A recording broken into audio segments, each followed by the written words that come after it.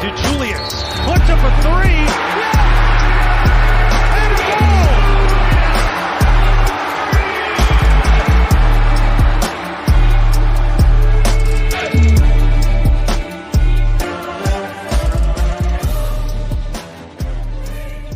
Bearcat Blitz. It's time for another edition of the show on the Believe Network. I'm your host, Russ Heltman, joined across the way there by my co-host, Neil Meyer. Big few days for Bearcats basketball over the weekend. Hand up. I said the hopes were dwindling. Said the timeline getting expanded out was bad news for the Bearcats. Well, not necessarily bad news, but a bad sign for the Bearcats. I was wrong. Hand up. Dillon Mitchell. The prayers have been answered for the Bearcats fans. He is the 15th, or not the 15th member, but the final scholarship spot gainer for the Bearcats roster this coming season. And what a season it could be, people. Neil Meyer and I getting ready to talk about that to start the show. Excited about it. We'll preview the rest of the show after this message from Bet Online. It's your number one source for all your summer sports this season, from MLB, golf, NBA, and NHL playoff stats and more. Get all the latest news and scores available to follow your favorite teams, and the latest odds and lines as well, including the latest team matchups, player props, and odds on just about every sport out there. Head to the website today or use your mobile device to get in on the action. Bet Online, where the game starts. Going to be discussing the Dillon Mitchell impact today. Maybe a little way too early starting five for the Cincinnati Bearcats. There's plenty of options on this roster to choose from when it comes to starting options.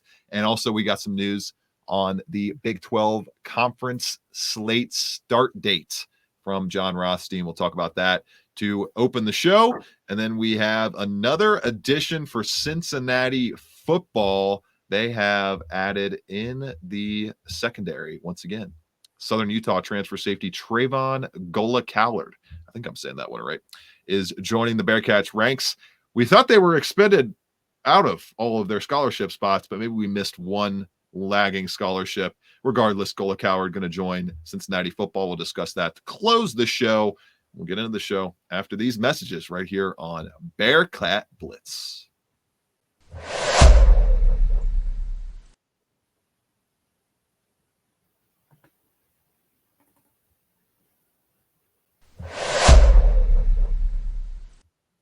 Neil, Dillon Mitchell is a Bearcat. I am very, very happy to be completely wrong and have a little cold water put on my idea that the Bearcats were kind of slipping out of the running. Not so fast, my friend. As Lee Corso would say, he chooses Cincinnati over the likes of Miami and Auburn. Big game hunting, Neil. Big game hunting against big game predators. And UC has established themselves as a predator to themselves in this transfer portal atmosphere. What a 3-year roster transformation by Wes Miller and his staff. And Neil, it would be shocking to me if this team is not in all the major top 25 preseason polls. And it would be a little surprising if they're not top 20 in all those polls, because what a dynamic, athletic, versatile, shooting, rebounding, smack you in the face. We're old school Bearcat ball with a little bit of 3-point touch mixed in type of roster that this team has put together. Bravo. That's all I could say. Bravo, and a potential Elite Eight ceiling on the table now for Cincinnati basketball. Yeah, absolutely, Russ. And I know you and I were talking about it last week, but man, the addition of Dillon Mitchell makes this Cincinnati team a top 4 team in the Big 12 potential. Easy to say that, at least. I mean, you look down at what Dillon Mitchell brings to the table, Russ. I mean, a stretch 4 that can guard the 1 through the 5 at an elite level. That is something that Cincinnati has not had since maybe the 2018-2019 season, the last season with Mick Cronin. And, I mean, Russ, it's easy to say this is going to be a consensus top 25 team, at least to start the season.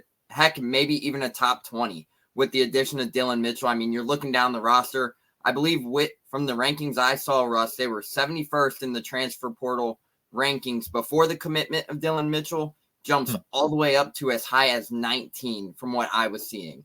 Which, there you go. Look at Saving that. the best for last right there.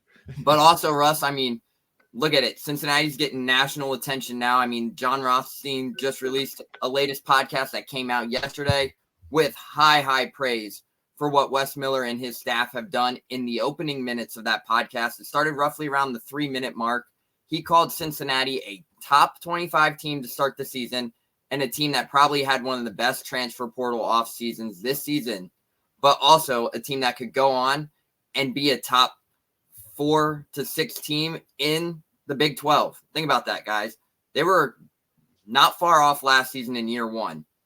5 or 6 games, lose by single digits there, but now right back here into year 2, and look at how they have dressed this offseason, Russ. I think you and I have both talked about it. From top to bottom, this is the most talented this roster has been probably since that last NCAA tournament run where they went on to be a number 7 seed in Mick Cronin's final season at Cincinnati. I think we all can agree on that one. But Dillon Mitchell, I think it's consensus best team since then easily. And Neil, you can make a case it's the best top to bottom roster talent in the past decade for Cincinnati, maybe the past 15 years. Absolutely. But the addition of Dillon Mitchell, Russ, it's exciting, man. It's really exciting. I think everybody can kind of relate to that one, but what Dillon Mitchell provides, I mean, let's talk about a potential starting lineup for us. I mean, Jizzle James or Day Thomas at the 1. You have Simas Lukosius, Dan Skillings, Dillon Mitchell, Aziz Bandego. That's a pretty filthy potential starting lineup if that's how it plays out. But obviously that point guard role can still go either way with Day Thomas, Jizzle James, and then you bring in a guy like Connor Hickman, Arrington Page, Tyler McKinley, Tyler Betsy, Rayvon Griffith, who hasn't played yet, coming off the redshirt season. Russ, it's a loaded roster, and I think people are starting to see that now that Wes Miller and his staff have done a tremendous job with their roster rebuild over the last 3 seasons. Because Russ, remember when Wes Miller took this job 3 years ago, he had to completely recruit that staff that was here. He had 4. It was Vic and DDJ. That was it. That was it. It was just Victor Locken and DDJ. That was basically the only guys that were like locked in from the start, right? Like from the first couple of weeks that he got there, and he had to build this thing. 4 players on the roster when Wes Miller took the job that he had to from less than a starting 5. You couldn't even field a team when he got here to the most we are talking about this being the most talent in 10 plus years, easily the most talent of this decade for Cincinnati basketball. It's amazing, Neil. It's amazing what he's pulled off for sure. Yeah, it's amazing. And I mean, Russ, we hear it all the time. We know it personally about what kind of people this coaching staff is. Social media, man. Let's talk about it. You saw the videos that Barstool posted of Wes Miller after the commitment of Dillon Mitchell. Dillon Mitchell actually reposted it, and he goes, man, I got to send this to coach right now. That's the type of relationship that this staff is building with players in the. You talk about like the AI generated little Yachty, but it's Wes Miller as Little Yachty coming out to the crowd. Yep, which is pretty funny. It was pretty funny, but overall, I mean, look at what these players are building. We know what this staff is capable of doing in the relationships that they're building in the transfer portal and with these young men here in Clifton. But overall, Russ, man, this is going to be a fun season to cover, to say the least. Fun season. That it will be. And just kind of wrapping up what Dillon Mitchell brings to this team, former 5-star player. I mean, this is the highest ranked talent in the past decade for Cincinnati basketball. Like, they haven't had a talent like this since the likes of Lance Stevenson. When we look at consensus composite rankings, ranked 4th by ESPN in the class of 2022, 2 seasons of eligibility left, has played 35 plus games in both of his freshman and sophomore seasons, Neil. So what you may have worried about experience wise with Sean Stewart, you don't have to worry about that at all with Dillon Mitchell, especially experience in the Big 12. He's staying in the Big 12, staying in the best conference in America. And as you mentioned, can guard 1 through 5 pretty well. It'll be interesting to see how well he can guard the 1s and 2s in the Big 12, because if he can do that at an elite level, Neil, then this team will be a top 4 Big 12 team. No doubt about it in my eyes. That's going to be the kind of big key defensively, and it's really going to unlock a lot of these lineups, a lot of the lineup versatility is if Mitchell can adequately guard 1 to 2. We know he can guard the wings at 3 through 4, and that's going to be an interesting thing to watch out for. And then just the averages, 9.6 points, 7.5 rebounds per game last season on 58.5% shooting. You're not going to want him to take a lot of jump shots. That's really the only reason his shooting percentage wasn't well over 60% last year, was because of all the mid-range jumpers he did take. I think the staff will kind of streamline that shot diet a little bit better, streamline it more towards what he will get in the NBA once he gets to that level, and after this season potentially, or after his senior year. So I think we're going to see a ton of rim running from Dillon Mitchell. Didn't shoot many threes at all in college. I think he's only attempted 8 threes in 2 years. So maybe they can add that to his game as well. We'll see what that kind of shooting shakes out to be. They don't need him to do that, though, for sure, on this team. But it would be a nice addition if he could space the floor and let you go 5 out with Aziz Bandaogo at the 5 spot there. But overall, it's just the versatility he's bringing.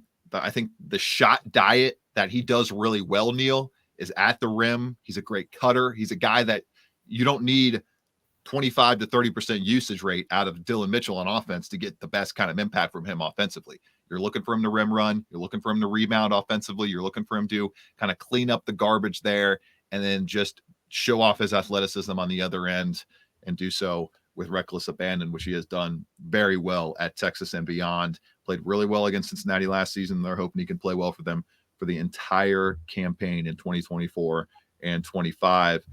Looking at this potential starting lineup, Neil, there's, as you mentioned, there's so many ways to go. What I would guess right now is going to be the starting lineup. Way too early. My prediction: Jizzle James at the 1. I'm going to go Connor Hickman at the 2, Simas Lukosius at the 3, Dillon Mitchell at the 4, and Daniel Skillings, and Aziz Bandaogo at the 5, with Skillings as your 6th man. Although you could go Skillings in that spot for Hickman. And I think the big key this offseason for that swing spot in the starting lineup, and what my opinion will be between Hickman and Daniel Skillings, is the shooting of Skillings. If Skillings can prove to be a potential mid-30s three-point shooter, just mid-30s, that's all he's got to do. Get out of the 20s, get into the mid-30s. He will definitely, in my opinion, be a starter on this team. If he can't quite do that, then I think you go with the route of Connor Hickman there to kind of balance out the shooting that you need for all 5 spots. But a ton of options for the staff, Neil, and their starting 5. What is your kind of way too early starting 5 before we get to the conference schedule announcement? Yeah, so my early starting 5, I'm going to go with Jizzle James at the 1. I'm going to go the opposite with you. I'm going to go Dan Skillings at the 2 or the 3. Then you have Simas Lukosius, Dillon Mitchell, Aziz Bandaogo. That's the 5 I'm going with. Connor Hickman will probably be the first guy off the bench alongside Day Thomas for me. But outside of that, Arrington Page is obviously going to see great minutes as well.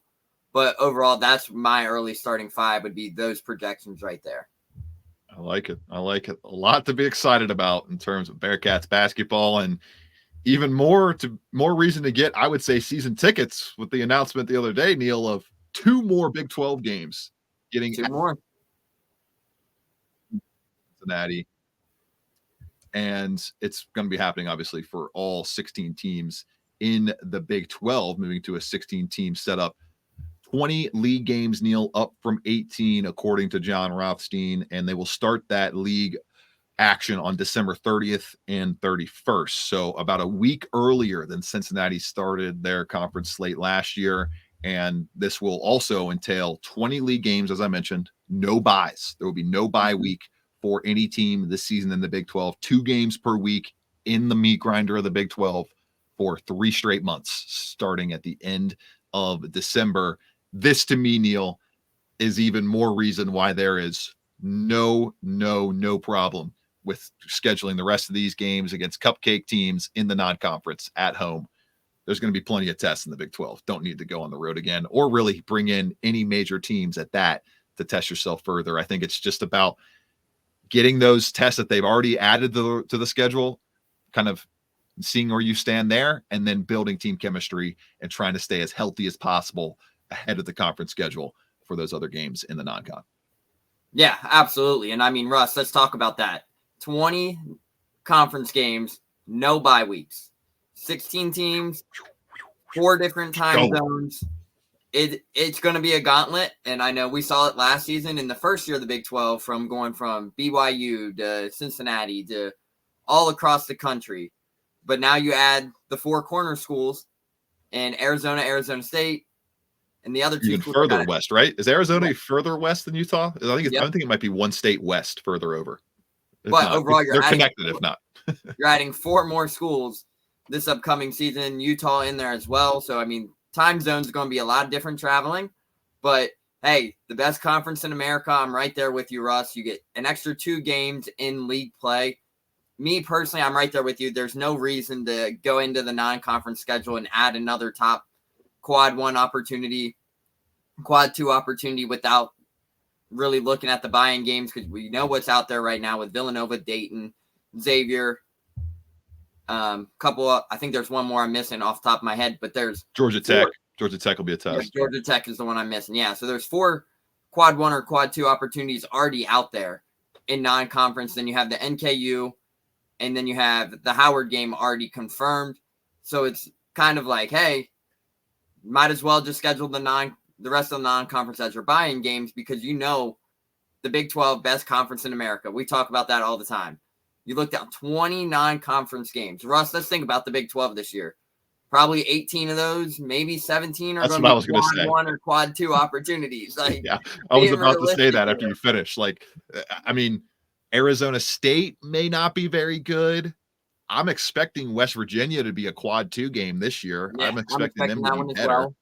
So, yeah, like there's not really UCF potentially may not be very, very good, but they surprised people last year. And TCU's another one that could surprise some people. Oklahoma could also surprise some people again. Right. Like there is not really any definitive, there's no definitive quad 4 teams in this conference.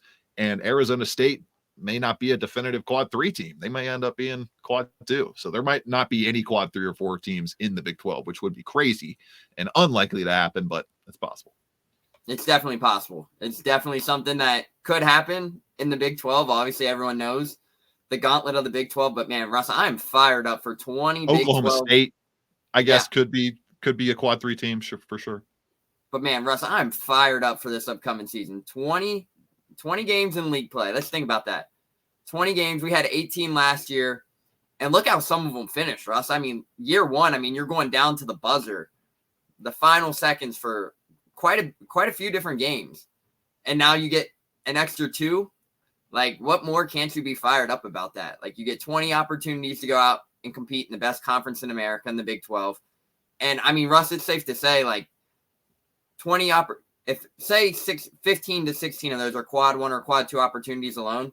That's more than what most teams in America are seeing in a 1 to 2 year span of quad 1 and quad 2 opportunities. So, I mean, that just says everything about how strong the Big 12 is. So, I mean, it's definitely a lot to take in and process with that many Big 12 games. But as we talked earlier in the show, ceiling is an Elite 8 NCAA tournament team with this roster rebuild. And I think you see that heading into the Big 12, that Wes Miller and this staff knew what they were going to have to do to compete.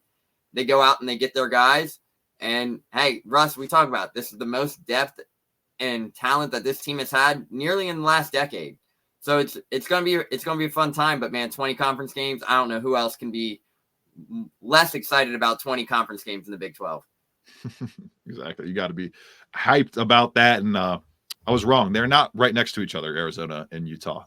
Arizona right below Utah. So basically the same amount of distance. Not going too much further to get to those Arizona State and Arizona schools. We'll take a quick break here on Bearcat Blitz and close out the show with another edition on the Bearcats football roster.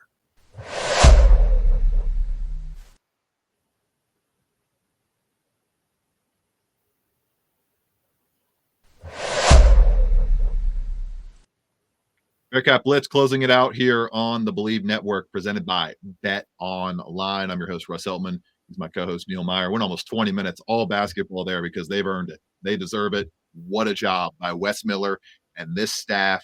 They have, as long as they can get to the NCAA tournament this year, and I don't know if they necessarily have to win a game for it to be a success, but just get to the NCAA tournament, check another box off, and continue working up the mountain of the Cincinnati Bearcats rebuild back to the levels they reached in the 90s and mid 2010s as well. Trey Golicaller coming over to the Bearcats football outfits from Southern Utah. The only real bit of news football-wise over the past week or so, as Gola Coward is the newest Bearcat, Southern Utah safety, at 70 tackles with 2 picks and a sack at the FCS level last season, transfers over from the University of Mary in 2022 to Southern Utah, parlays that into a trip to continue his college football career at the University of Cincinnati. 6'1" Neil, looks like he could be a decent option in the secondary, maybe competing for a serious snap. We'll see what happens at Camp Higher Ground, but earned a 77.1 PFF grade across a healthy 635 snaps of work in 2023, according to Pro Football Focus. I think this is a solid addition and another notch in the belt of the secondary, which has really just transformed over the past 6 months, Neil. Like when you think about DJ Taylor, Josh Minkins, Mekhi Miller, Logan Wilson, Trey Gola-Callard. I mean, the only guy who was, in terms of juniors and seniors, in that safety room that was on this squad last year was DJ Taylor, if I'm not mistaken. You got Kai Stokes in there as well, Antoine Peak Jr., and then Derek Canteen, who was expected to be a safety. He moves over to cornerback. The rest of that cornerback room looking like Jordan Robinson, Jordan Young, Kalen Carroll, Ermani Arnold, Zarabian Johnson, Daniel James. Those guys are freshmen, so not expected to do as much as the other names mentioned. But another addition to the secondary and another kind of stamp from this staff and this recruiting staff saying, we're not going to let what happened last year happen again with such force. Yeah, and it's a great thing you mentioned that too, Russ, because looking at this roster rebuild from year 1 in the Big 12 to year 2, obviously a new defensive coordinator in Tyson Veit. I think that's the biggest difference from last season to this season. Obviously, last season, I believe, Russ, there was only, 13 defensive backs on the roster? Now you go to this. Just the depth season everywhere, Neil. It was just thin everywhere. It's so much deeper everywhere this year compared to last year. And then the defensive backs, you look at the new defensive scheme, potentially they're sitting at 17 defensive backs and safeties now. I mean, that's the substantial difference from the roster from last season to this season, but depth all around the board, as you mentioned, Russ. I think there's a lot more depth at the linebacker position as well. The wide receiver room looks a lot better than what it did at this time last season due to the depth and everything at that wide receiver position. Because, Russ, I mean, we got to talk about this time last year, they didn't have their leading wide receiver in Xavier Henderson. I don't think he committed to Cincinnati until June? I think it was early June. Yeah. So, I mean, overall, the depth at the wide receiver room looks a lot different compared to what it was last season. And then the tight end position looks to par, to say the least. Joe Royer, Joey Belgian back healthy. You also bring in Gavin Grover. We've talked about the tight end position, but there's depth all around this roster that they might not have had last season. And we saw that a lot of guys were playing banged up last season towards the end of the season, but now look at the depth this year, Russ. I think this depth is in a much different spot compared to what they were in year 1 in the Big 12.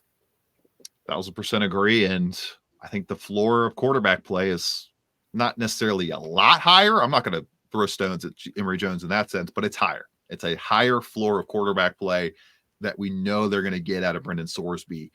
What will that ceiling look like? I think the ceiling is the biggest mystery. And if that ceiling is high, if that ceiling is looking like it's not even close to being met throughout the year, and he's flashing signs of true greatness as a premier Big 12 quarterback, then they should definitely get to 6 wins and get some serious momentum for expectations in 2025 with his second year at the reins in this offense, an offense that we are going to see him get more and more comfortable with each and every week of the season, especially each and every week of Camp Higher Ground, which gets going just a few months' time. Can't wait for it. For Neil Meyer, I'm Russ Heltman. This has been Bearcat Blitz on the Believe Network.